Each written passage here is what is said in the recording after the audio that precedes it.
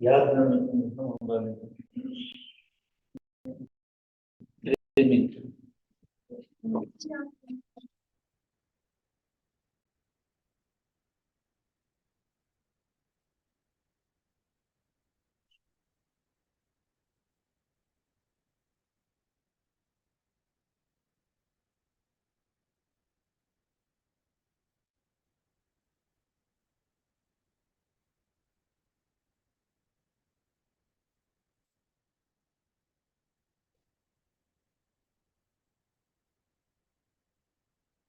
Jethalal, Jethalal,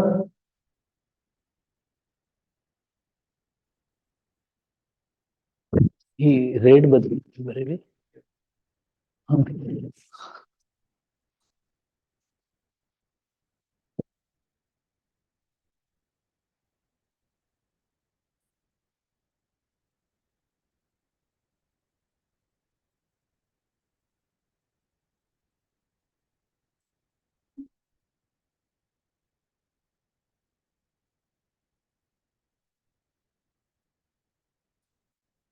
good morning students.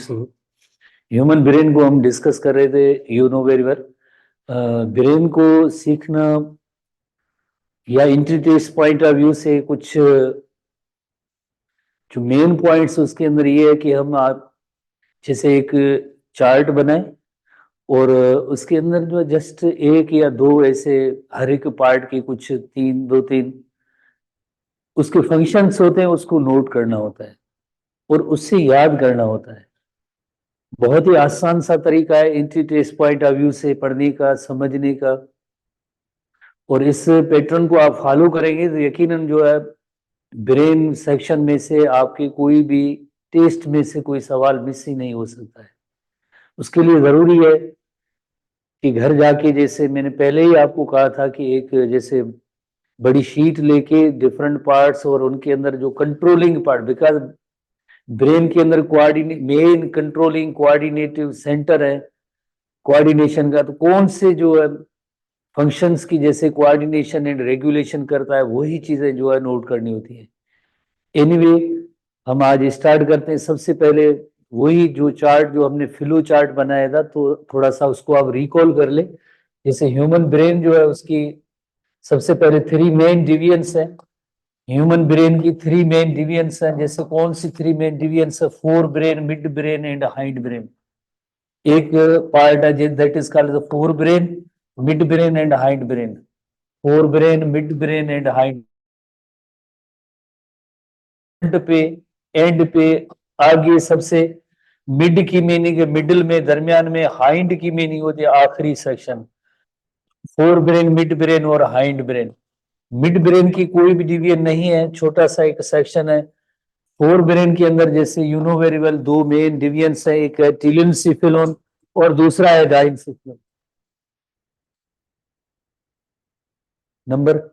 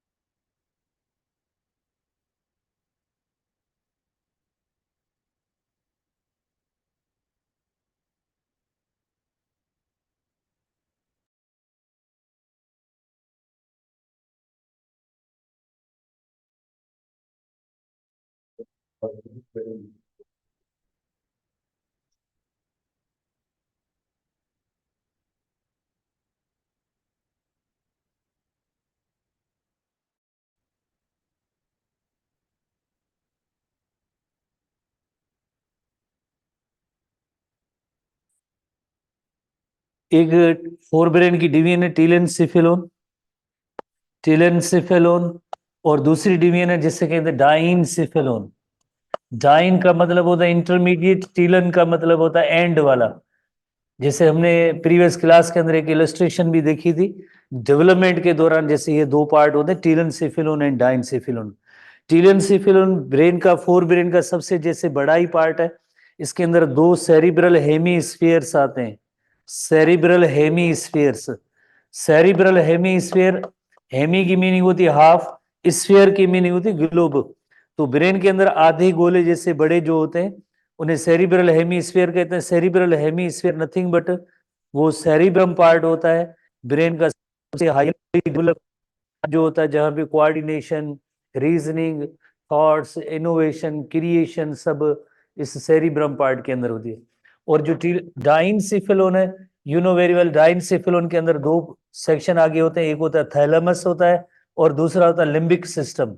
Thalamus and limbic system, thalamus and limbic system. Limbic system कोई एक single part नहीं है, पर इसके अंदर काफी सारे कंपोनेंट्स होते हैं, collectively it is called the limbic system, जिसके अंदर एक हाइपोथैलेमस होता है, हाइपोथैलेमस के अलावा एक अमाइगडाला और हिपोकैम्पस है। Hypothalamus, amygdala and hippocampus, amygdala and hippocampus, तीन जैसे इसके पार्ट्स हुए। तो ये फोर ब्रेन के सेक्शन है, और मिड ब्रेन की जैसे कोई डिवीजन नहीं है। और हाइंड ब्रेन के अंदर जैसे फर्दर जो थ्री इसके सेक्शन है, सबसे जैसे लास्ट वाला सेक्शन होता है जिसे हम कहते हैं मेड्यूला ओब्लांगेटा, मेड्यूला ओब्लांगेटा, या सिंपली मेड्यूला कहते हैं, जो स्पाइनल कार्ड के साथ कनेक्टेड होता है। Medulla oblongata, medulla oblongata, medulla oblongata के ऊपर एक छोटा सा रीजन होता है, सेक्शन होता है जिसे पोन्स कहते हैं, इसी के साथ जो है कनेक्टेड होता है। और तीसरा और आखिरी सेक्शन है सेरिबीलम, सेरिबीलम, ये भी एक कन्वोल्यूटेड या क्वाइल्ड सेक्शन होता है। सेरिब्रम और सेरिबीलम में फर्क होता है, जैसे सेरिब्रम फोर ब्रेन पार्ट है और सेरिबीलम जो हाइंड ब्रेन का पार्ट है। ये ऐसी लफ्ज हैं, मिलते जुलते होते हैं, उनको जरा एक अलग अलग पैटर्न के जरिए आप थोड़ा सा इनको जहन में रखेंगे। तो ऐसा चार्ट आपके पास यकीनन मौजूद होगा। इन्हीं पार्ट्स को वन बाय वन डिस्कस करेंगे। जस्ट एक दो कुछ कंट्रोलिंग कोऑर्डिनेटिंग सेंटर्स होते हैं, किन चीज़ों के हम उनको थोड़ा सीखेंगे आज के हवाले से। तो सबसे पहले आई थिंक जो अब हमें चलना चाहिए इससे टीलेंसिफेलोन के पास, और जिसमें दो सेरिब्रल हेमीस्फेयर्स होते हैं। तो इस सेक्शन की तरफ आते हैं, या ओवरऑल जैसे आप ब्रेन की जैसे इलस्ट्रेशंस में देखेंगे, तो ये जो इस स्पाइनल स्पाइनल कार्ड जो होता है,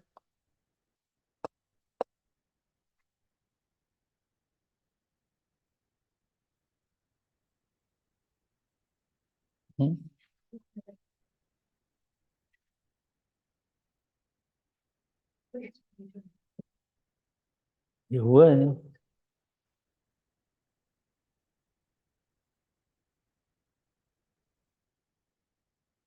ये पहले तो इससे नहीं था। चलो एक मिनट,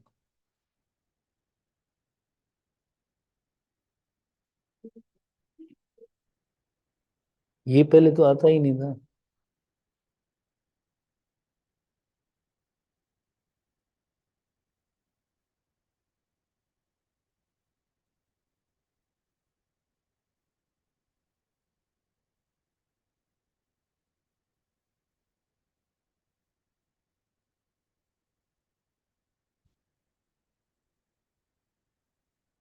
हाँ थैंक यू। स्पाइनल कार्ड जो है सबसे आखिरी सेक्शन है, जिसे आपको बताया कि सेंट्रल नर्वस सिस्टम के अंदर जैसे ये स्पाइनल कार्ड के साथ जो पहला पहला पार्ट होता है इसके साथ कनेक्टेड होता है, that is the medulla oblongata. ऐसे नहीं कि हमारा ब्रेन और स्पाइनल कार्ड एक दूसरे से अलग हो, सेपरेट हो, कंटिन्यूटी होती है, कंटिन्यूटी होता है। तो स्पाइनल कार्ड के साथ जो रिलेटेड जो पार्ट कनेक्टेड पार्ट है वो इस मेड्यूला ऑब्लांगेटा है। और उसके बाद जैसे यू नो वेरी वेल, जो बोन्स का सेक्शन है, इधर जैसे एक कन्वोल्यूटेड और कॉइल्ड पार्ट होता है जिसका नेम है सेरिबीलम। तो ये तीन सेक्शन जो है ये इस हाइंड ब्रेन के सेक्शन हुए। मिड ब्रेन जो बहुत ही एक छोटा सा रीजन पार्ट होता है, और बाकी जैसे मेन पार्ट जैसे you know very well fore brain है, और फोर ब्रेन के अंदर भी सबसे बड़ा जो रीजन होता है that is called cerebrum. Cerebrum cerebellum दोनों में फर्क है, ठीक है ना, थोड़ा सा ये ध्यान में आप रखेंगे। बाकी जिस तरह से यू नो वेरी वेल इधर जो पिट्यूटरी ग्लैंड होता है हाइपोथैलेमस के साथ अटैच होता है। जब भी आप ब्रेन की थोड़ी सी स्ट्रक्चर जब भी आप ऑब्जर्व करें या देखें तो इधर एक ग्लैंड होता है जो हाइपोथैलेमस के साथ अटैच होता है, और इसका ग्लैंड का नेम होता है पिट्यूटरी ग्लैंड होता है, जो आगे एंडोक्राइन ग्लैंड में भी पढ़ेंगे और इधर भी पढ़ेंगे। बिकॉज जैसे यू नो वेरी वेल कि पिट्यूटरी ग्लैंड को रेगुलेट करने के लिए जैसे यकीनन हाइपोथैलेमस होता है। Hypothalamus is a part of brain. Hypothalamus brain का पार्ट है। इसके अंदर जैसे दो किस्म के टिश्यूज होते हैं जैसे हम पढ़ेंगे, एक जैसे नर्व सेल है और दूसरे जो है यकीनन एक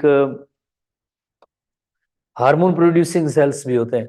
तो सबसे पहले हम टीलेनसेफेलोन की तरफ आते हैं। टीलेनसेफेलोन differentiated into two cerebral hemispheres are cerebrum. Two cerebral hemispheres are cerebrum. बहुत ही इंपॉर्टेंट और पॉपुलर क्वेश्चन है टेस्ट पॉइंट ऑफ व्यू से। Two cerebral hemispheres are connected by corpus callosum. Many time previous test के अंदर ये सवाल आ चुका है। Two cerebral hemispheres are coordinated by connected by corpus callosum. एक बैंड है टिश्यूज का, large band of axon corpus callosum उसे कहते हैं। उसके जरिए दो सेरिब्रल हेमिस्फीयर एक दूसरे के साथ कनेक्टेड है, ठीक है ना। तो ये कार्पस कैलोसम को आप इंपॉर्टेंट क्वेश्चन के तौर पे इसको नोट करेंगे।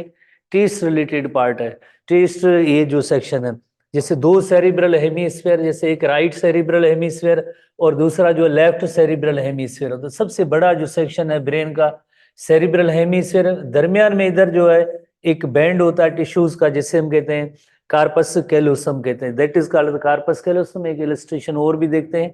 और हर एक जैसे पार्ट होता है उसका एक जैसे जाहिर है राइट साइड और लेफ्ट साइड की जो फंक्शनिंग है वो अलग अलग बुक में नहीं है। जरा थोड़ा हम मजीद चंद एक थोड़े से फंक्शन इसको देखते हैं कि left cerebral hemisphere sensory stimulus from the right side of the body. Right side body की जो स्टिमुलस है वो उसकी जो लेफ्ट हेमिस्फीयर जो का वो उसको रेगुलेट करता है। इसी तरह से जो राइट हेमिस्फीयर है sensory stimulus from the left side of the body, ठीक है ना। तो ये जहन में एक थोड़ी एडिशनल पॉइंट है, हमारे बुक में नहीं है, ठीक है ना। इसी तरह motor control of the right side of the body. हालांकि देखो लेफ्ट हेमिस्फीयर है पर कंट्रोल जो मोटर कंट्रोल का मतलब होता है राइट साइड के जो बॉडी पार्ट्स हैं, आर्म है, लिम्ब है, इन तक जो कमांड या आर्डर जाएंगे वो इधर motor control of the right side of the body जो है लेफ्ट हेमिस्फीयर के अंदर होता है। इसी तरह से सेम आप motor control of the left side जो होगा वो राइट हेमिस्फीयर में होगा, और जो मोटर कंट्रोल ऑफ द जो राइट साइड है वो लेफ्ट हेमिस्फीयर में होगा।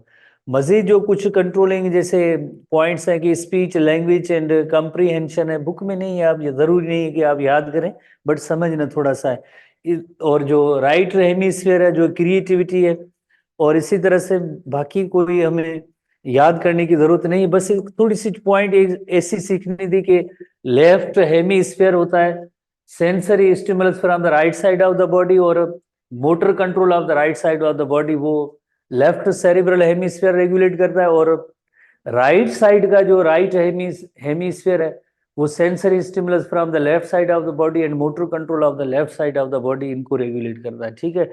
एसटीबी बुक के अंदर नहीं है पॉइंट, थोड़ा सा ब्रेन के हवाले से एडिशनल चंद एक पॉइंट है, होपफुली आप इन थोड़ा सा सीख लेंगे एक आइडिया जिस तरह से कि किस तरह से वर्क करता है।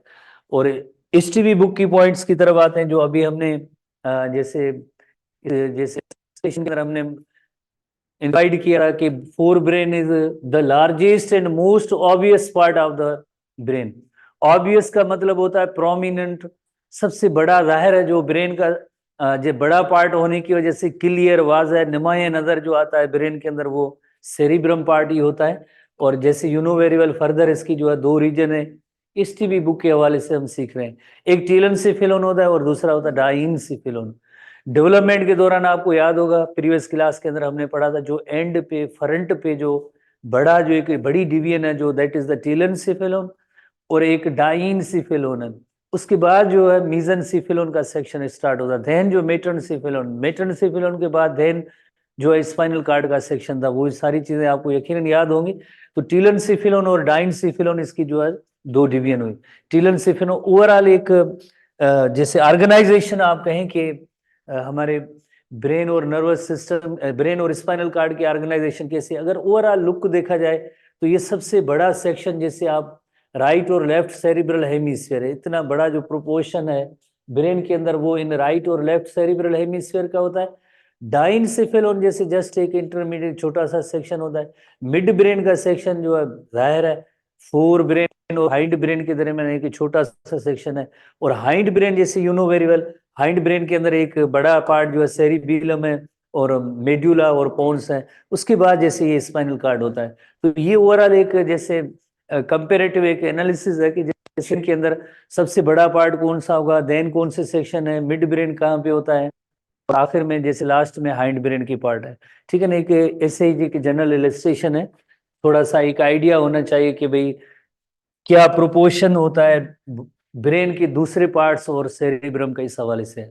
टीलेंसिफेलोन is differentiated into two cerebral hemispheres और cerebrum that communicates with each other by means of a large band of axon that is called the corpus callosum. जो आपने हर हालत में जैसे ये मेन और की क्वेश्चन समझ गए, इसको आप नोट करेंगे। इंट्री टेस्ट का ये क्वेश्चन है, इंट्री टेस्ट का। Two cerebral hemispheres are connected by corpus callosum। ठीक है ना, activity of two cerebral hemisphere is coordinated by corpus callosum. ऐसे भी होगा the activity of two cerebral hemispheres is coordinated by corpus callosum. ये जो आपको ब्लू कलरेशन जो नजर आ रहा है, जैसे ये ओवरऑल ब्रेन है, जब हम इसको एक ऐसा सेक्शन करेंगे या इस सेक्शन की हम तस्वीर जो बनाते हैं तो दरमियान में जैसे एक बैंड है टिश्यूज का दैट इज एक्सॉन का, और इस सेक्शन को हम कहते हैं कार्पस कैलोसम।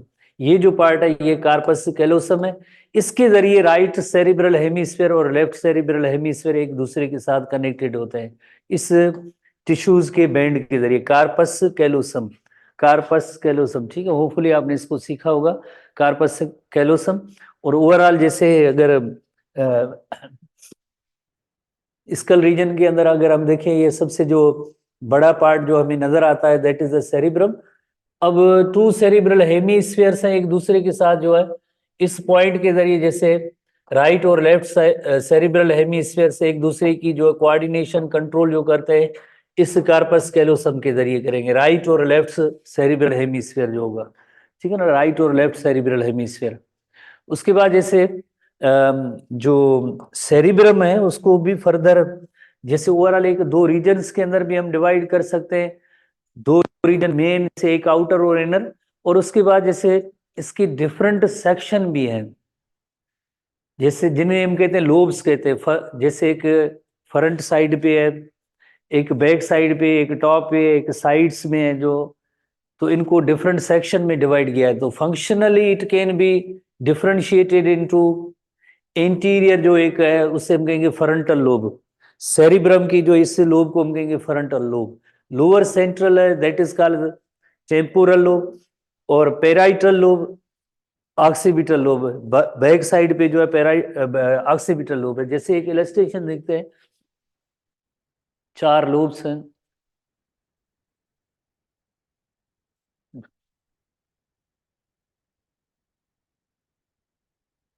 ठीक है, फंक्शनली जो फोर लोब्स हैं, जो फ्रंट पे है जाहिर है सबसे बड़ा एरिया जो है ये फ्रंटल लोब है। और उसके बाद जैसे एक यहाँ पे इधर जो पैराइटल लोब है, और बैक साइड जो होती है इंसान की बैक साइड, इसमें ऑक्सीपिटल लोब है। और ये जो साइड्स हैं इन्हें हम कहते हैं टेम्पोरल लोब। तो टोटल ऐसी चार लोब्स हैं। तो चार रीजन्स हैं main functionally, function point of view से, बिकॉज इस फ्रंटल लोब की फंक्शन जैसे कोऑर्डिनेटिव फंक्शन अलग है, और इधर जैसे पेराइटल के अलग अलग है, ऑक्सीपिटल के अलग है, और एज वेल एज जो है ये जो टेम्पोरल लोब है हर की कोऑर्डिनेटिव फंक्शन अलग है। इस वजह से लफ्ज है फंक्शनली, यानी सेरिब्रम के डिफरेंट जो फंक्शंस हैं कोऑर्डिनेशन के हवाले से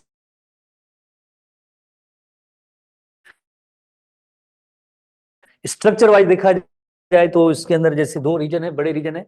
एक आउटर पार्ट होता है और दूसरा इनर पार्ट होता है। आउटर पार्ट होता है उसे हम कहते हैं ग्रे मैटर कहते हैं, ठीक है ना। अगर इसी तरह से जो सेक्शन किया जाएगा तो outer part is called grey matter और inner region is called white matter. Grey matter और व्हाइट मैटर। एक चीज आप जहन में रखेंगे, जब हम स्पाइनल कार्ड पढ़ेंगे तो उसके अंदर ये सिचुएशन रिवर्स होगी।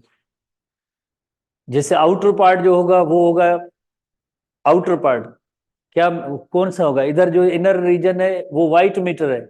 अब वो आउटर पार्ट होगा व्हाइट मीटर हो जाएगा। इधर ग्रे मीटर आउटर है तो ग्रे मीटर इनर पार्ट हो जाएगा। जो बटरफ्लाई लाइक स्ट्रक्चर नजर आती है क्रॉस सेक्शन के अंदर वो ग्रे मीटर होता है स्पाइनल कार्ड का। तो इन दोनों के अंदर ये जरा फर्क होगा, आप इसको थोड़ा सा नोट करेंगे।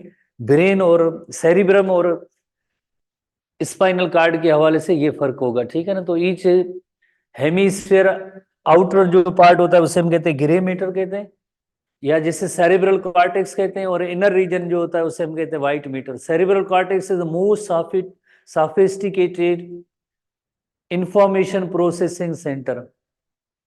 सबसे ज्यादा सोफिस्टिकेटेड यानी एक जैसे रीजनिंग है, इनोवेशन है, क्रिएशन है, थॉट्स है, लॉजिक है, इंटेलिजेंस है, ये सब जो है इनसे रिलेटेड जो है ये सेरिब्रल कॉर्टेक्स पार्ट होता है।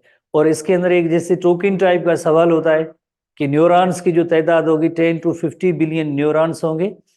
तो इस सरफेस के अंदर ही जैसे लेयर के अंदर जो है सेरिब्रल कॉर्टेक्स के अंदर इतने न्यूरॉन होते हैं, ठीक है। जस्ट एक फिगर है जो आपने याद करनी है, जस्ट एक फिगर है जो याद करनी है। पर इसके अंदर जैसे आप देखें इंफॉर्मेशन प्रोसेसिंग सेंटर, हमेशा एक चीज आप जहन में रखें, जब कोई सेंसरी ब्रेन तो कंट्रोलिंग सेंटर है, जितनी जो सेंसरी इनपुट आती है तो सबसे पहले उसकी इंटीग्रेशन होती है, प्रोसेसिंग होती है। उसके बाद जैसे उसके बाद ही जैसे उसमें कोई एक रीजनिंग लॉजिक, कोई एक इंटीग्रेशन होने के बाद एक एप्रोप्राइट जो है चीजें जो है जाहिर होती है, जो थॉट की सूरत में, एक्शन की सूरत में। इस तरह से जो है इंफॉर्मेशन प्रोसेसिंग सेंटर के हवाले से देखा जाए तो इंफॉर्मेशन प्रोसेसिंग सेंटर, ठीक है ना। तो इसी तरह से ग्रे मैटर और व्हाइट मैटर की डेफिनेशन हमारे बुक में नहीं है। जरा थोड़ा सा एक आइडिया होना चाहिए कि ग्रे मैटर क्या होता है और व्हाइट मैटर क्या होता है। ग्रे मैटर के अंदर, ठीक है, न्यूरोनल बॉडीज है, जैसे हम कहते हैं सेल बॉडीज कहते हैं या साइट्रोन कहते हैं, जिनकी कंसंट्रेशन ज्यादा होती है। साइट्रोन और सेल बॉडी, न्यूरॉन तो आपने पढ़ा होगा, याद होगा, जहन में होगा। साइटोन और सेल बॉडीज जो है इसमें इनकी कंसंट्रेशन ज्यादा होने की वजह से इनका कलर जो है ग्रेश नजर आता है। White matter in the brain represents the myelinated axons, myelin sheath जो होती है, and are white in colour due to the relative high lipid fat content. जो लिपिड हाई लिपिड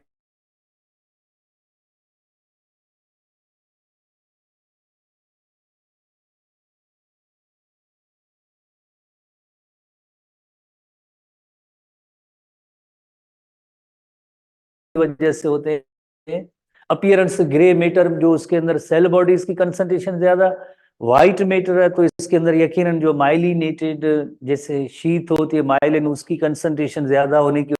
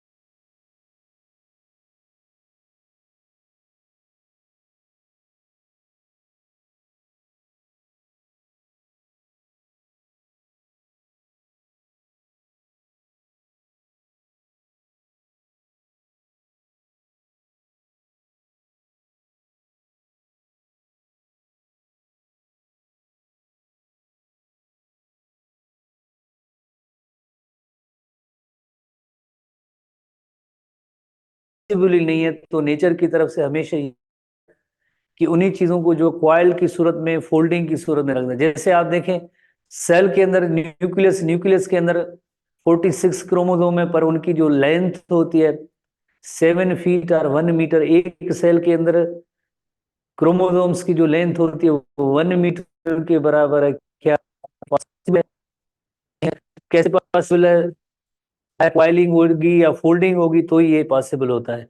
ठीक है, तो इसी तरह से ये जो फोल्डिंग या क्वाइलिंग हुई है, इस वजह से जो है ये इसमें ज़रा पॉसिबल हुआ। अच्छा, उसके बाद जैसे एक 3 लोब्स हैं, पर उन लोब्स के जो सबसे पहली एक पॉइंट है कि इसके अंदर वेरियस एरियाज होते हैं थोड़ी सी। हाँ, सेरिब्रम के अंदर activities of the cerebral cortex fall into the sensory areas, association areas and motor areas. बहुत ही इंपॉर्टेंट पॉइंट। वर्ड से दायरा, जैसे मैं जैसे आपको बताता रहता हूँ कि टाइम टू टाइम पहली पहली सबसे पहली इलस्ट्रेशन जो हमने देखी थी, सेंसरी इनपुट, ब्रेन के अंदर इंटीग्रेशन, नंबर 3 जो है जैसे एक मोटर जैसे आउटपुट या कमांड्स होते हैं, बिल्कुल इसी तरह से हमारा पूरा नर्वस सिस्टम है, उसकी वर्किंग पैटर्न वो भी इसी पैटर्न के तहत है। इंफॉर्मेशन को रिसीव करना, इंटीग्रेट करना और देन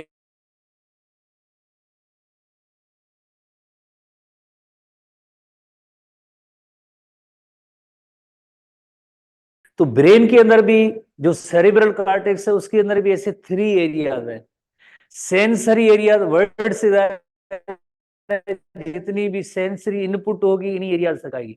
उसके बाद जैसे एसोसिएशन एरिया, एसोसिएशन एरिया के अंदर coordinate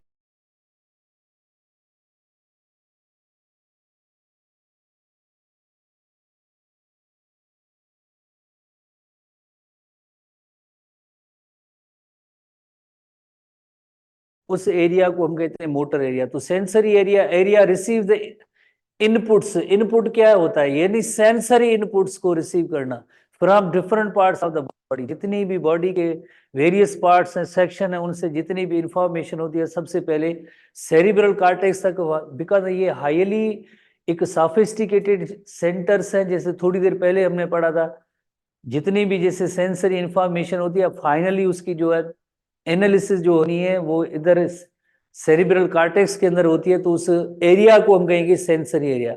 association area, area is a site of higher mental activities, जैसे इंटेलिजेंस है, रीजनिंग है, मेमोरी है, एंड इंटरप्रीट और एनालाइज द इनकमिंग इंफॉर्मेशन। वही सेम बात हम मेनी टाइम्स मेनी डेज से पढ़ रहे हैं। तो ब्रेन का एक जैसे मेन काम होता है इंटीग्रेशन या एनालिसिस करना। तो जितनी भी सेंसरी इंफॉर्मेशन आ रही है उसकी इंटीग्रेशन का एक अलग से जो कॉर्टेक्स के अंदर जो सेक्शन या रीजन है जो आइडेंटिफाई हुए हैं कि इस एरिया का काम होता है कि इंफॉर्मेशन रिसीव करना, इस एरिया का काम होता है इंटीग्रेशन करना या एनालिसिस करना, इस इनकमिंग इंफॉर्मेशन का। मोटर एरिया जो होता है controls the responses of the body, उन्हीं पार्ट्स तक, various parts of the body तक सिग्नल या ऑर्डर लेके जाना, उस एरिया को हम कहेंगे मोटर एरिया। तो जो कार्टेक्स है उसके ऐसे 3 एरिया आप नोट करेंगे। बहुत ही सिंपल सी पॉइंट है कि जैसे सेंसरी एरिया इंफॉर्मेशन रिसीव करना, एसोसिएशन एरिया उनकी एनालिसिस करना, मोटर एरिया देन बॉडी के डिफरेंट पार्ट्स तक रेस्पॉन्सेज के लिए जो कमांड या ऑर्डर्स जाएंगे वो मोटर एरिया से जाएंगे, वो मोटर एरिया से जाएंगे। ठीक है, सेंसरी एरिया, मोटर एरिया। जैसे एक सेरिब्रल कॉर्टेक्स के अंदर एक छोटा सा एक हम सेक्शन देखते हैं। फॉर एग्जाम्पल जैसे एक डिवीजन है जिससे हम कहते हैं जैसे सेंसरी डिवीजन, जैसे ये सेंसरी पेराइटल लोब के अंदर ये सेंसरी एरिया, यानी इन्हीं सेक्शन से लेग, ट्रंक, आर्म, हेड, इनसे जैसे ये इंफॉर्मेशन आएगी, रिसीव होगी। मोटर एरिया यानी इन्हीं रीजन तक लेग, ट्रंक, आर्म या हैंड या फेस, इन तक जो कमांड या ऑर्डर जाएंगे इस फ्रंटल लोब से जाएंगे। एसोसिएशन एरिया, वर्ड से वेरी क्लियर है एसोसिएशन एरिया कि इसके अंदर जो इंटीग्रेशन या एनालिसिस होती है। जब हमें जैसे हम कहते हैं ना क्वेश्चन समझ में नहीं आ रहा होता है, सोल्यूशन नहीं बनता है, इस एसोसिएशन एरिया को कहते हैं। काइंडली इसका आप जवाब दे दें क्या होगा। तो एसोसिएशन एरिया, ठीक है ना। पता नहीं एसोसिएशन एरिया हमारी बात सुनता है नहीं सुनता है। सही जवाब देता है नहीं देता उसकी मर्जी, पर ये एसोसिएशन एरिया जो है सेरिब्रल कॉर्टेक्स का एसोसिएशन एरिया होगा। होपफुली इस सेक्शन से, इस पॉइंट से आपने सीखा होगा कि sensory area, motor area, association area, ये सारे जो है एसोसिएशन एरिया है किसके लिए, जैसे स्मेल, स्पीच, टेस्ट वगैरह, ये सब फ्रंटल लोब जो है इसके अंदर ये सब एसोसिएशन एरिया होते हैं। ठीक है ना। तो सेरिब्रल कॉर्टेक्स के अंदर जैसे एक सेंसरी एरिया है, एसोसिएशन एरिया है और मोटर एरिया है।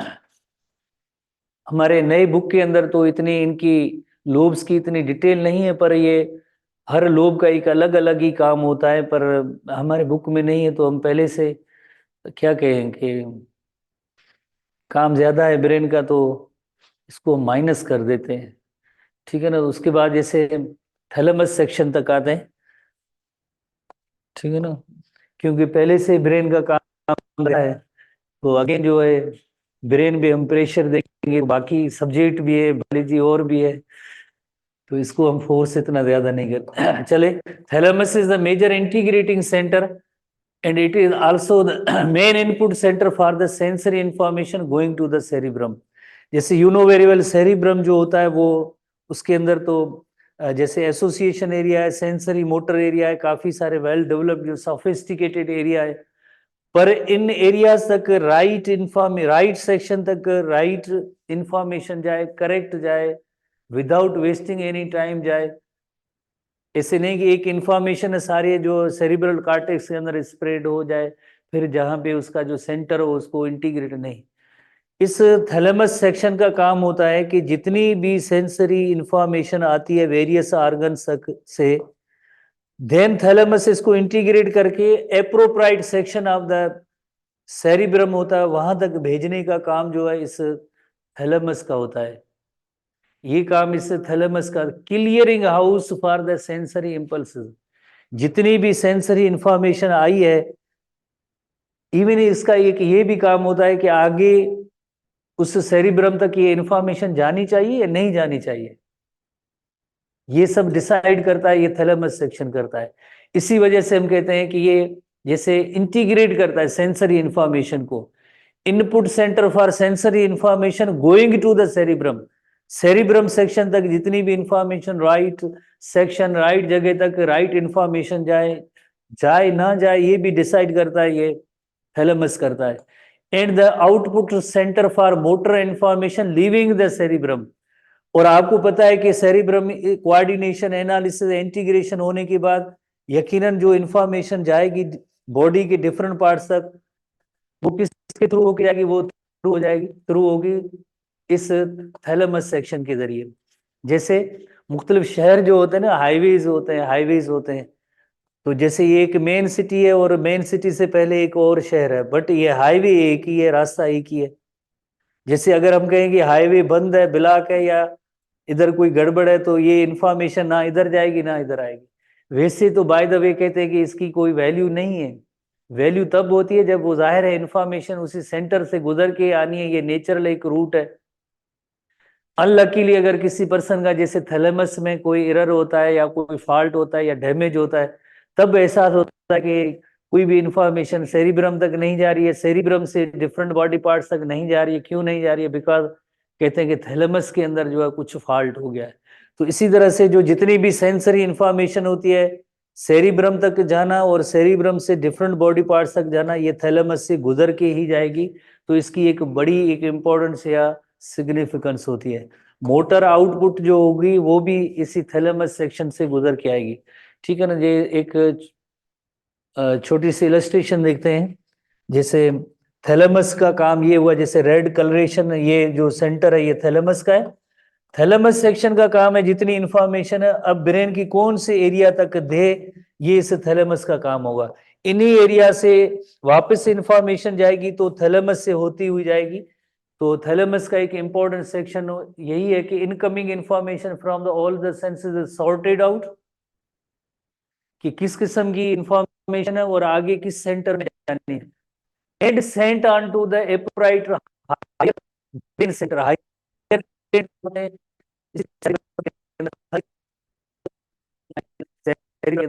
And further interpretation and integration उधर सेरिब्रम के अंदर होगी। सॉर्ट आउट करना, इसका मतलब है क्लासीफाई करना to the point without wasting any time, cerebrum के करेक्ट पार्ट तक जाए। जैसे फॉर एग्जाम्पल, जैसे ये मुख्तलिफ जो है सेरिब्रम के अंदर सेक्शन है, कोई जैसे सेंसरी एरिया है, कोई मोटर एरिया है, कुछ रीजनिंग के जैसे एरिया जो है, स्पीच के हैं, टेस्ट के हैं, आर्म लेग तक जैसे कोई इंफॉर्मेशन जानी है सब। तो एक तरह से ये गेटवे के तौर पे काम करते हैं। जो गेटवे एक जनरल ब्रॉडर टर्म है, आम लैंग्वेज में इस्तेमाल होता है। गेटवे जैसे एक कोई ऐसा सिटी जैसे या पॉइंट जिसे हम कहते हैं गेटवे, यानी उससे हर चीज जो गुजर के उधर आगे जाएगी, अंदर या बाहर जाने का अमल उससे पास होके वो आएगा। तो जितनी भी इंफॉर्मेशन, हम बार बार रिपीट भी कर रहे हैं कि जितनी सेंसरी इंफॉर्मेशन है, थैलेमस से होते हुए सेरिब्रम, सेरिब्रम से होते हुए थैलेमस, देन जो अदर पार्ट्स तक वो इंफॉर्मेशन जाएगी। तो इसके लिए गेटवे का एक लफ्ज है, वो भी जैसे सुइटेबल होता है। उसके बाद जैसे नेक्स्ट हम आते हैं, जैसे लिम्बिक सिस्टम की हेडिंग में आएंगे। थैलेमस के बाद जैसे लिम्बिक सिस्टम है, और लिम्बिक सिस्टम के अंदर यू नो वेरी वेल, इसके अंदर एक हाइपोथैलेमस होता है, अमाइगडाला और हिप्पोकैम्पस होता है। एक वन स्ट्रक्चर नहीं है जिसको रिप्रेजेंट किया जाए कि ये जो लिम्बिक सिस्टम है, ऐसे नहीं। तो इसके अंदर जो है limbic system is a diverse group. Diverse की मीनिंग होती है डिफरेंट। डिफरेंट ग्रुप कौन से, जैसे उसके अंदर थैलेमस, हाइपोथैलेमस है, अमाइगडाला और हिप्पोकैम्पस भी है। Located between in arc between thalamus and cerebrum के दरमियान ही, जैसे ये लिम्बिक सेक्शन सिस्टम के जो ये सेक्शन के अंदर ये चीजें होंगी, ठीक है ना। तो किस तरह से हम उसकी एक छोटी इलस्ट्रेशन देखते हैं कि जैसे ये सेरिब्रम है और थैलेमस, सेरिब्रम और थैलेमस के दरमियान, जैसे ये थैलेमस सेक्शन है, सेरिब्रम और थैलेमस के दरमियान ही जैसे एक है, जैसे अमाइगडाला छोटा सा एक पार्ट है, जिसका मतलब होता है कि आमंड, यानी एक बादाम की शेप की तरह एक पार्ट होता है, और इसका नेम होता है अमाइगडाला। हिप्पोकैम्पस, हिप्पोकैम्पस एक फिश का नेम है, बायोलॉजिकल नेम है, और इसकी अपीयरेंस ऐसी होती है लाइक जैसे एक हिप्पोकैम्पस की तरह नजर आया, तो इस वजह से इसका नेम रखा गया, हिप्पोकैम्पस रखा गया। और आगे जैसे एक और सेक्शन है hypothalamus, you know very well, जैसे थैलेमस के नीचे हाइपोथैलेमस सेक्शन होता है, जिसके साथ पिट्यूटरी ग्लैंड अटैच होता है।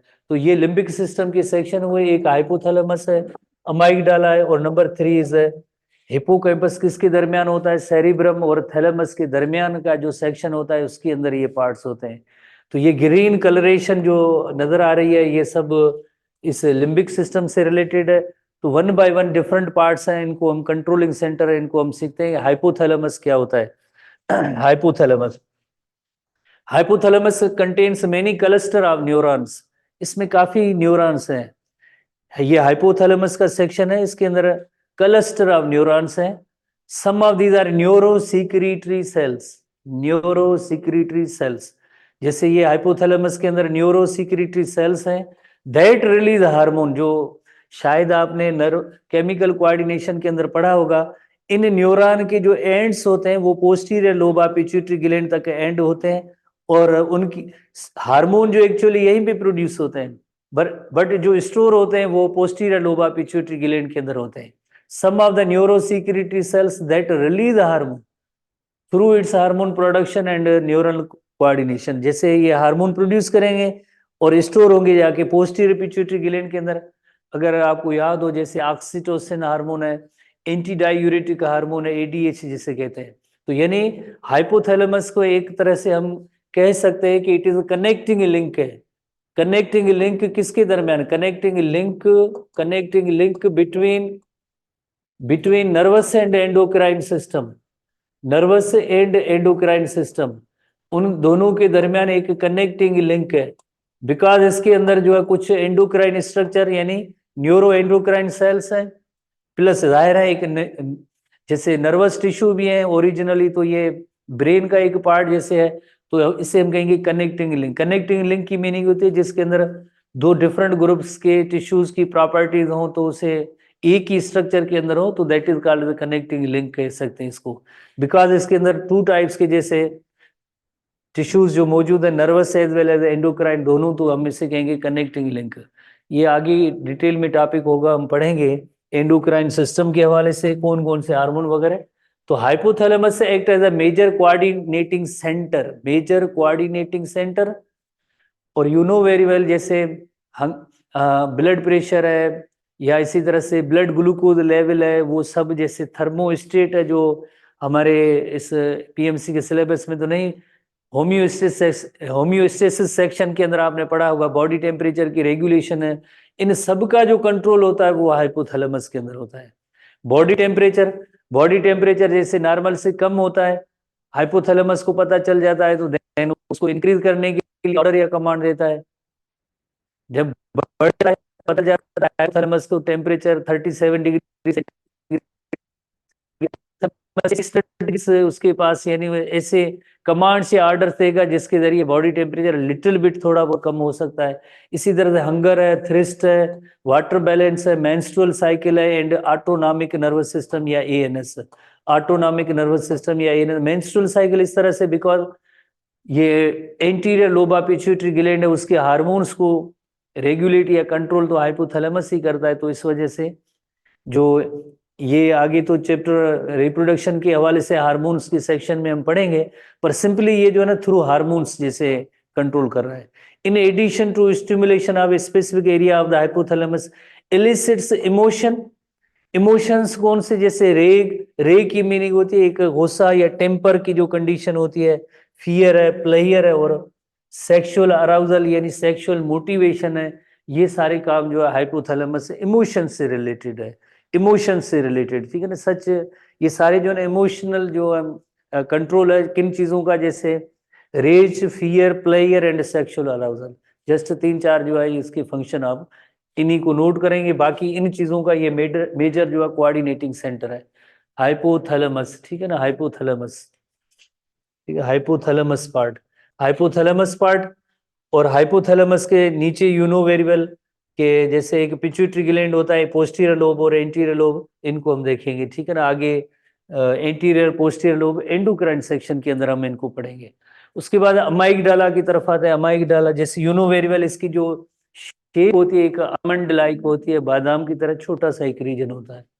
Is believe to be responsible for the production of appropriate behavioural response.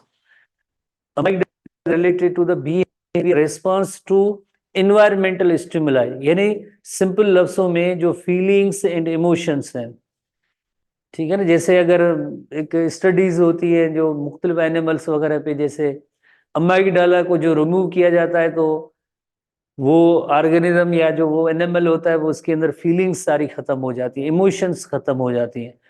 Feeling या इमोशंस कौन कौन सी, जैसे लोनर है या फियर है, हेट है, रेज है, और सेक्सुअल अराउजल। तो ये सारी इनकी जो फीलिंग्स हैं they are related to the amygdala, ठीक है। तो हाइपोथैलेमस के भी वो जैसे सेम फंक्शन है चंदे को, तो इसके अंदर भी जैसे ये सेम है, टू फील और एक्सप्रेस इमोशंस।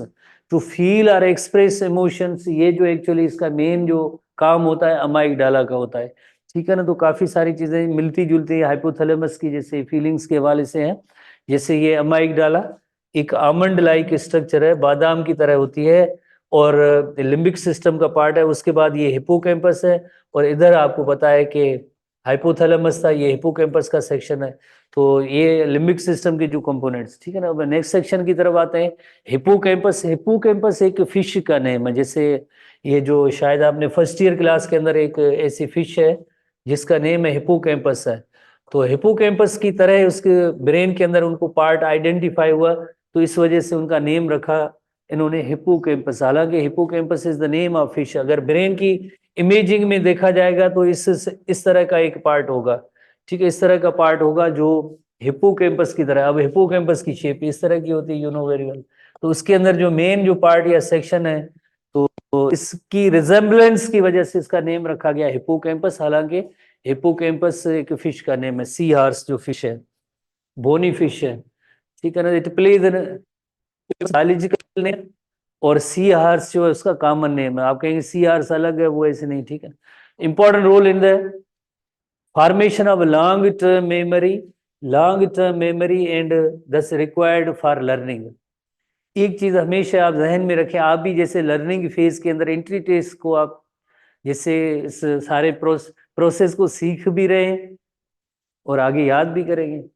ये आज जो अभी आपने क्वेश्चन पढ़ा है एंट्री टेस्ट तक आपको याद होना चाहिए आज। इसी तरह से जितने भी सब्जेक्ट्स हैं आप तैयारी कर रहे हैं ये याद होने चाहिए टिल एंट्री टेस्ट एटलीस्ट। तो इसके लर्निंग के लिए हमेशा एक मेमोरी की जरूरत होती है। ठीक है, लर्निंग के लिए एक मेमोरी की जरूरत होती है। जैसे कंप्यूटर कोई सीख रहा है तो शुरू में जैसे कोई भी लेसन नया सीखते हैं तो देन उसको एक मेमोरी के अंदर इनपुट कर देते हैं कि आज हमने ये इन कीज के बारे में सीखा है, इसका मकसद ये होता है, या ये कोई फाइल या टेबल हम बनाते हैं तो इसको किस तरह से बनाते हैं। एक बार तो सीखते हैं ना, बाद में उसको क्या करते हैं, इनपुट कर देते हैं कि नेक्स्ट टाइम जरूरत जब भी पड़े तो ये चीज़ हमारी सीखी हुई है, हाँ हमें पता है इस तरह से होता है। या ड्राइविंग का आर्ट है, या जो सिलाई कढ़ाई की आर्ट है, कितनी आर्ट है आपको बताएं, तो वो सब उसके अंदर जो है एक मेमोरी एंड इज दस रिक्वायर्ड फॉर लर्निंग। किसी भी लर्निंग कोई नई चीज हम जैसे सीखते हैं उसके लिए जो है एक मेमोरी की जरूरत होती है। और memory you know very well एक शॉर्ट टर्म मेमोरी होती है। जैसे जो ड्यूरिंग लेक्चर हमें हर चीज समझ में आ रही होती है, और एक दो घंटे के बाद अगर कुछ मे भी ऐसे स्टूडेंट हो गए तो पता नहीं क्या है, हमने क्या सीखा याद नहीं होगा।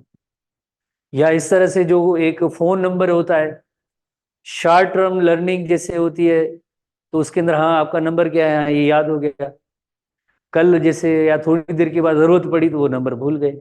घर का नंबर जो होता है या अपना पर्सनल नंबर होता है, वो तो याद करने की जरूरत नहीं, एक दो बार आप जैसे देखते हैं याद वो किसका हिस्सा हो जाता है, वो होता है लॉन्ग टर्म मेमोरी का हिस्सा हो जाता है। ठीक है, तो इस तरह से एक शॉर्ट टर्म मेमोरी होती है, procedural memory type, remember of how to do motor acts like walking वगैरह। On the other hand are mediated by the hippocampus, mediated by the hippocampus, तो उसे हम कहेंगे ऐसी लर्निंग जो मीडिएटेड बाय द हिपोकैम्पस होगी। Hippocampus is the centre for the long term memory.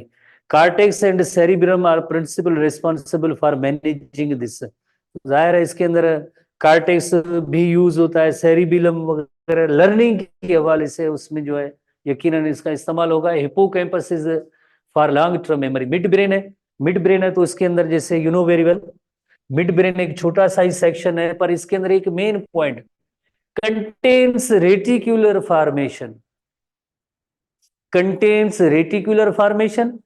और ऐसे रेटिकुलर फॉर्मेशन कुछ थ्रेड लाइक स्ट्रक्चर्स होती हैं, कहाँ कहाँ पे होती हैं, न फकत मिड ब्रेन में, पर ये मेड्यूला ऑब्लोंगेटा में भी होते हैं, पोन्स में भी होते हैं, जिनको हम एक अलग इलस्ट्रेशन से देखते हैं आगे। जिस तरह से ये किसको कंट्रोल करता है, एक स्लीप को, अराउजल और इमोशन और मसल टोन और सर्टेन रिफ्लेक्सेस को ये रेगुलेट करता है। स्लीप, अराउजल, इमोशन और मसल टोन इनको रेगुलेट करता है। पहले हम सीखते हैं कि ये रेटिकुलर फॉर्मेशन क्या होते हैं और कहाँ कहाँ पे होते हैं। रेटिकुलर फॉर्मेशन एक थ्रेड्स की तरह होते हैं, जैसे ये मेड्यूला ऑब्लोंगेटा है उसके अंदर ऐसे थ्रेड्स का जो, और उसके बाद ये पोन्स सेक्शन है इसके अंदर मौजूद है। पोन्स के बाद जैसे ये मिड ब्रेन का सेक्शन है इसके अंदर मौजूद है। मिड ब्रेन के बाद ये जो है सेरिब्रल कार्टेक्स के अंदर ऐसे जो है जैसे नेटवर्किंग जो जा रही है, तो इसे हम कहते हैं रेटिकुलर फॉर्मेशन। इनके जरिए, रेटिकुलर फॉर्मेशन के जरिए, जैसे इमोशंस हैं जो अभी हमने नोट किया, या बॉडी की कुछ मूवमेंट या रिफ्लेक्सेस है, स्लीप है, इनसे रिलेटेड होता है।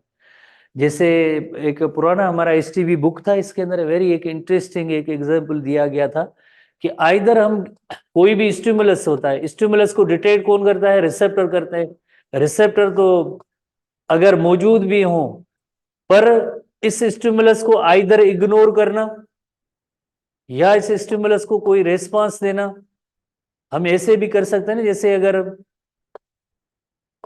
एक सिचुएशन है, क्लासरूम के अंदर शोर हो रहा है, स्टूडेंट शोर कर रहे हैं, और टीचर कहता है कि आप खामोश हो जाएं, खामोश हो जाएं, खामोश हो जाएं। ये आवाज सभी स्टूडेंट के कानों तक आ रही है कि हाँ ये आवाज आ रही है, पर स्टूडेंट जो है आवाज को, उस आवाज को सुन के अनसुनी कर देते हैं और बातों में मसरूफ होते हैं।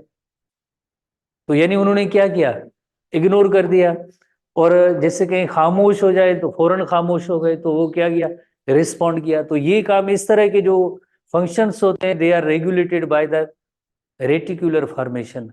और जैसे पुराने बुक के अंदर एक एग्जांपल था, जैसे नाइट टाइम पे बेबी की किराए पे, अगर बेबी की किराए होती है तो मदर जागती है, मदर के कानों तक उस बेबी का आवाज जाता है, फौरन मदर जो है जाग जाती है और उसकी केयर करती है।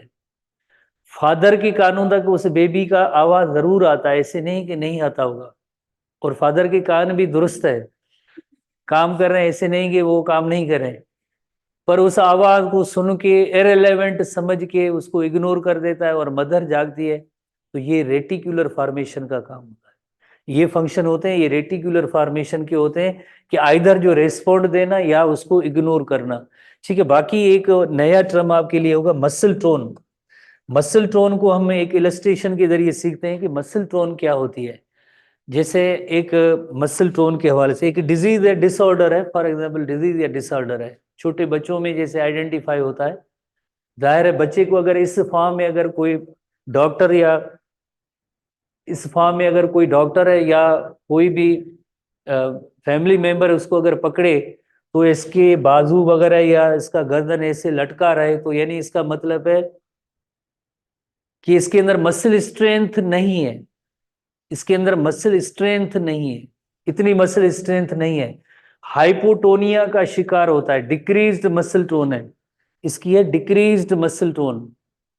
मसल टोन का मतलब होता है, जैसे मसल स्ट्रेंथ को आप समझें, defined as a muscle's ability to contract and create force in response to resistance. जो होती है ना रेसलिंग, जैसे में भी पता नहीं कोई देखता है नहीं देखता है, जब वो एक रेफरी होता है 1 2 3 काउंट कर रहा है, एक गिरा हुआ होता है, उसकी आर्म को ऐसे पकड़ा है और नीचे गिर रही होती है, उसी बार जैसे ऐसे इसमें है, दूसरी बार और तीसरी बार भी ऐसे करे वापस गिर जाए तो मतलब उसका जो है काम तमाम हो चुका है। पर कभी कभार ऐसे होता है वो उसके अंदर थोड़ा बहुत स्ट्रेंथ कुव्वत ताकत का वो मुजाहरा है, उसको करना होता है। जब तीसरी बार जैसे रेफरी ऐसे करता है तो ऐसे वो सीधी हो जाती है कि यानी हाँ नहीं अभी तक मैं जो मुझे फाइट करनी है। तो इसी तरह से बिल्कुल ये जो लाइक जो है जिसके अंदर कोई मसल स्ट्रेंथ ना हो तो हम कहेंगे कि इसकी जो muscle tone that is not maintain. Muscle tone कहते हैं defined as the tension in a muscle at rest, tension in a muscle at rest. Muscle strength क्या होती है, जैसे defined muscle's ability to contract and create force in response to resistance is called muscle strength हम कहेंगे। तो जिसमें muscle tone नहीं होगी तो जाहिर है उसके अंदर इतनी स्ट्रेंथ वगैरह पैदा नहीं होती है। ठीक है, तो ये फंक्शन जो है it is related to, it is related to mid brain, ये मिड ब्रेन से रिलेटेड होता है। आखिरी सेक्शन की तरफ आते हैं, बहुत ही छोटा सा पार्ट है, आखिरी सेक्शन है। जैसे मिड हाइंड ब्रेन के अंदर मेड्यूला है, पोन्स है और सेरिबेलम है। मेड्यूला, पोन्स एंड सेरिबेलम, बहुत ही आसान सा तरीका। मेड्यूला जो रिफ्लेक्सेस के लिए सेंटर है और सेरिबेलम है जो बैलेंस एंड कोऑर्डिनेशन के बैलेंस्ड एक बैलेंस्ड मूवमेंट्स के लिए, बॉडी का बैलेंस बरकरार रखना, उसमें सेरिबेलम का रोल होता है। हालांकि इन बॉडी पार्ट्स के लिए कमांड या ऑर्डर जो सेरिब्रम के उन एरियाज से आते हैं। देन जो थैलेमस, थैलेमस के बाद होते हुए पोन्स, पोन्स के बाद जो है देन सेरिबेलम, सेरिबेलम के बाद देन अगेन जो कमांड मसल्स की तरफ जाते हैं। ब्रेन के काफी सारे पार्ट इन्वॉल्व होते हैं पर जो बैलेंस का जो सेंटर जो है इस हम सेरिबेलम को करार देते हैं। और पोन्स के अंदर सर्टेन जैसे फेशियल एक्सप्रेशन है या ब्रीदिंग पैटर्न के अंदर इसके चंद एक फंक्शन है जो रेगुलेट करता है। तो जैसे you know very well medulla control several autonomic function, reflexes जो होते हैं अक्सर जो they are regulated by the medulla. कौन कौन से, जैसे ब्रीदिंग है, हार्ट रेट है, ब्लड प्रेशर है, स्वॉल्विंग है, कफिंग है, हिकअपिंग है, स्नीजिंग है, ये ऐसे अमल है। डाइजेशन है, ये जैसे हमारे विल या विश की अकॉर्डिंगली नहीं होते हैं तो ये ऐसे रिफ्लेक्सेस हैं, ये मेडुला के जो है फंक्शन होते हैं।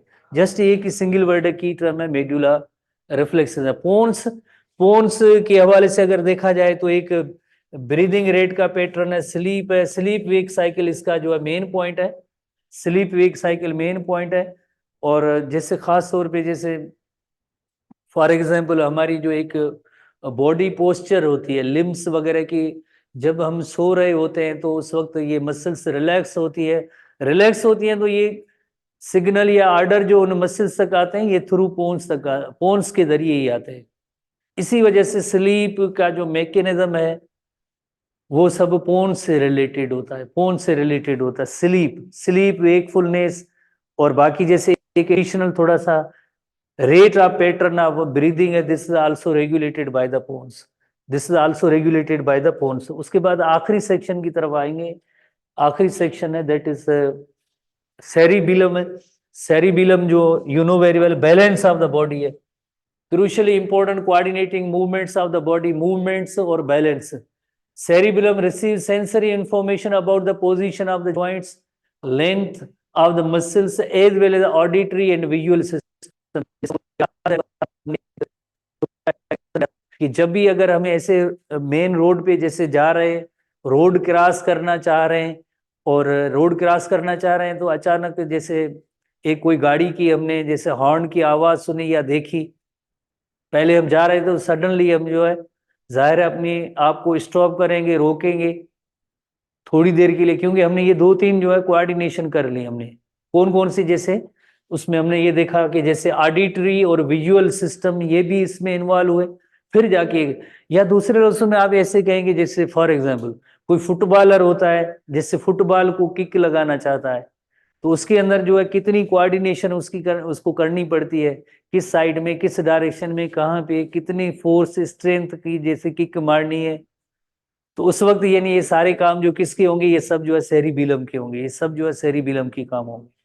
ठीक है, इस तरह से जो जैसे जॉइंट्स की पोजीशन है, length of muscle, auditory, visual, ये सब जो है एक कोऑर्डिनेटिंग मूवमेंट यानी balance of the body, movement and balance of the body, उसके लिए जो कोऑर्डिनेशन का सेंटर होता है वो सेरिबिलम होता है। ठीक है, तो उसके लिए जो सेंटर होगा वो सेरिबिलम। आखिरी हेडिंग है जो ब्रेन स्टेम की है, जो हमारे बुक के अंदर जैसे एक अलग से टॉपिक नहीं है, जैसे अगर आप कहें ना ब्रेन स्टेम कोई अलग कोई हेडिंग है वो नहीं है। ब्रेन स्टेम के अंदर जो है सेक्शन जो आते हैं ब्रेन स्टेम के अंदर, medulla, pons, mid brain, medulla, pons, mid brain, collectively it is called the brain stem, collectively it is called the brain stem. ठीक है, brain stem is the region at the base of the brain that is located between the cervical spinal cord, spinal cord एक spinal cord और दूसरा आगे front पे क्या है, cerebral hemisphere है या सेरिब्रम या फोर ब्रेन का ये सब सेक्शन है। इसके दरमियान जो अब पार्ट है ना, उसके दरमियान एक मिड ब्रेन है, मिड ब्रेन है, पोन्स है और जैसे मेड्यूला ऑब्लोंगेटा है, तो तीन ये सेक्शन है, कलेक्टिवली हम उसे कहते हैं ब्रेन स्टेम। कोई अलग से सेपरेट कहें ब्रेन का कोई एक सेक्शन नहीं है, collectively they are called mid, तो ब्रेन स्टेम कहेंगे, collectively they are called the brain stem. ठीक है, तो अब ब्रेन स्टेम के चंद एक फंक्शन है, involuntarily bodily function such as breathing and heart rate. Brain stem के साथ इन दो लफ्जों को आप लिंक करेंगे। और तीन कौन से रीजन है, जैसे एक मेड्यूला ऑब्लोंगेटा है, पोन्स है, mid brain, medulla oblongata, pons and mid brain. Medulla oblongata आपको याद होगा डेवलपमेंट के दौरान कौन से पार्ट से अराइज होता है, माइलन सेफेलोन से, और पोन्स मेटन सिफिलोन से, और मिड ब्रेन जैसे मीजन सिफिलोन, वही तस्वीर जो कल पुराने क्लास में हमने जो पढ़ी थी, वहीं से जो ओरिजिनेट होते हैं, वहां से जो डेवलप होती है, तो वो ब्रेन स्टेम सेक्शन कहलाता है। मेहरबानी, आपने जो ब्रेन को सुना, ठीक है, थोड़ा सा आप इनको याद कर लेना। ठीक है,